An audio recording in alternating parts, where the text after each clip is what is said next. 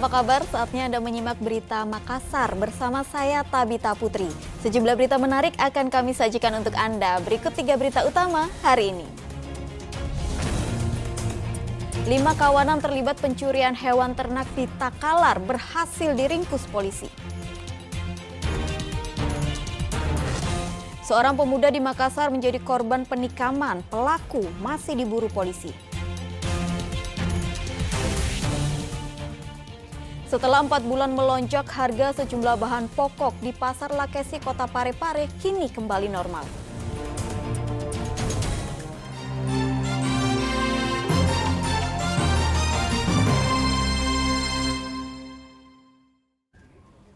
Lima kawanan terlibat pencurian hewan ternak di Takalar berhasil diringkus. Dari penangkapan mereka, polisi turut menyita sejumlah barang bukti.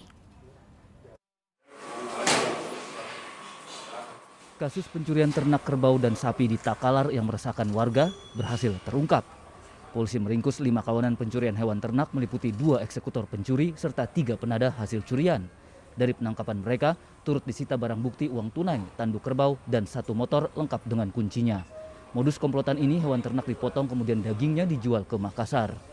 Pada malam hari, sekitar pukul 20.00, tersangka lelaki dan Roa dan Dengawi berjalan kaki sejauh 5 km ke lokasi tambang tersebut, dan sampai di sana menemukan 1 ekor kerbau yang terikat. Pelaku kemudian membuka talinya dan menarik kerbau tersebut sampai ke belakang Pasar Paleko sejauh kurang lebih 5 km. Sampai di sana kerbau tersebut disimpan di rumah dan tali. 2 eksekutor pencuri ternak kini dijerat pasal pencurian dengan pemberatan sehingga terancam kurungan 5 tahun. Sedangkan 3 penada hasil curian diganjar minimal 4 tahun penjara. Polisi bakal menindak tegas pencurian hewan ternak di Takalar. Zainuddin melaporkan dari Takalar. Polisi meringkus maling ponsel milik pemilik toko di Jalan Jambu, Kabupaten Pangkep. Namun, pelaku diberikan keringanan, hanya wajib lapor dan memilih jalur damai karena pertimbangan kemanusiaan.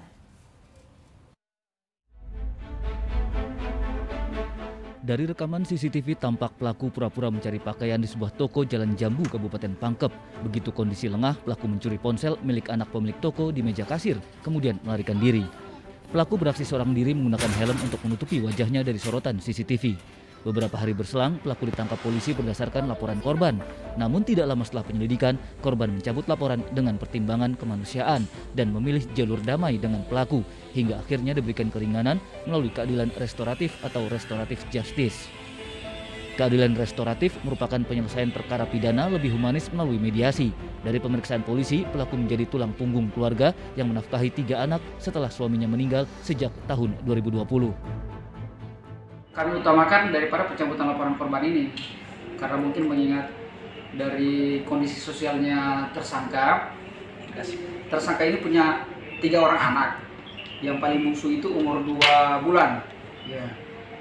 Mungkin dari dasar itu, dari pertimbangan itu kami lakukan restoratif justice seperti itu. Kemudian alasan berikutnya juga bahwa terduga pelaku ini itu merupakan tulang punggung keluarga. Meskipun telah berdamai dengan korban, pelaku tetap dikenakan wajib lapor dalam pengawasan polisi.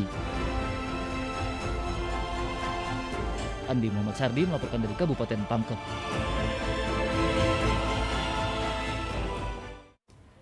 Info selanjutnya, Saudara, rekonstruksi kasus kematian Satpam Kejaksaan Negeri Palopo saat mahasiswa melakukan unjuk rasa 2 minggu yang lalu dilaksanakan di Mapores Palopo, Sulawesi Selatan, Rabu siang.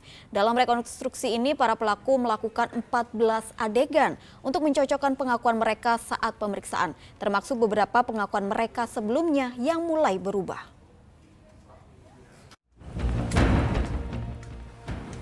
Polisi menggelar rekonstruksi kematian Satpam Kejaksaan Negeri Kota Palopo yang tertimpa pagar besi saat unjuk rasa mahasiswa.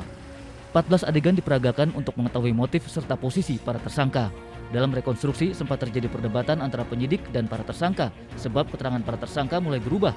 Dari keterangan sebelumnya mereka memegang pagar dan tidak mendorong menjadi tidak memegang pagar yang jatuh. Hingga saat ini ada 12 tersangka telah ditahan polisi. 1 tersangka masih buron masuk daftar pencarian orang. Rekonstruksi sebanyak 14 adegan. Adegan pertama itu dimulai dari tahap mereka melakukan konsolidasi di warkop. Salah satu warkop di Warkop Kampis, kemudian berlanjut sampai dengan adegan ke-14 itu di Kejaksaan. Jumlah tersangka saat ini yang sudah kita amankan 12 orang. Jadi yang pertama itu ada 9 orang, mereka kemudian ada 3 orang itu dibawa oleh Ketua DPR Lutra. Kemudian setelah kita lakukan pemeriksaan secara intensif dan gelar perkara, ternyata ada kesimpulan bahwa mereka ini adalah tersangka, ditetapkan sebagai tersangka. Kemudian salah satu dari ketiga itu adalah DPO inisial Z alias K. Jadi sekarang tinggal satu DPO yang saya mohon dengan hormat mereka bisa menyerahkan diri. Unjuk rasa mahasiswa di depan Kejaksaan Negeri Kota Palopo berakhir ricuh pada Kamis 21 Juli 2022.